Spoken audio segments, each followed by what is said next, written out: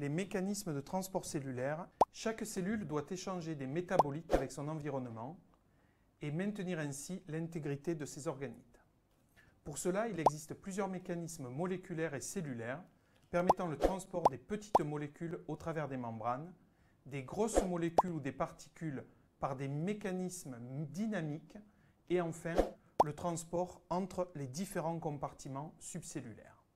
On distingue trois types de transport. Le transport au travers des pores qui concerne les échanges entre le cytoplasme et l'intérieur du noyau, en rouge sur ce schéma. Le transport entre le cytosol et les organites ainsi que l'extérieur de la cellule qui fait intervenir des processus transmembranaires en bleu. Et enfin, le transport entre vésicules, entre organites qui fait intervenir des mouvements de membrane en vert. Le transport vésiculaire ou trafic intracellulaire permet le mouvement de vésicules selon l'axe de biosynthèse-sécrétion en rouge du réticulum endoplasmique vers la membrane plasmique ou selon l'axe membrane plasmique endosome en vert qui concerne l'endocytose. Enfin, un axe rétrograde en bleu concerne le backflow. Le trafic vésiculaire est permis par plusieurs types de protéines de couverture. Trois types sont bien caractérisés.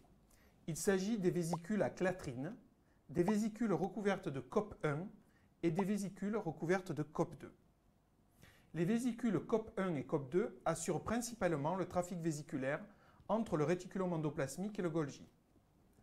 Les vésicules à clatrine sont impliquées dans les mouvements vésiculaires entre Golgi et membrane plasmique. La formation de vésicules COP2 démarre lorsqu'une protéine, la SAR1-GEF pour Guanidine Exchange Factor, permet le remplacement du GDP par du GTP sur la protéine du cytosol SAR1 qui se fixe à la membrane. C'est la première étape d'un processus de recrutement de protéines qui initie le bourgeonnement vésiculaire. L'insertion de l'hélice alpha de SAR1 dans la bicouche lipidique induit la curvature de la membrane qui va bourgeonner. La GTPase monomérique SAR1 est inactive pendant ce bourgeonnement.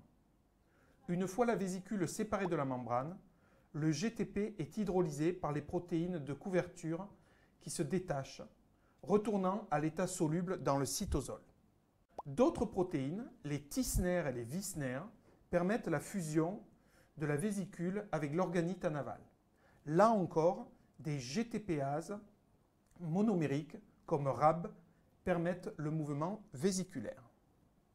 Une protéine cytosolique, la NSF, catalyse la dissociation des snères.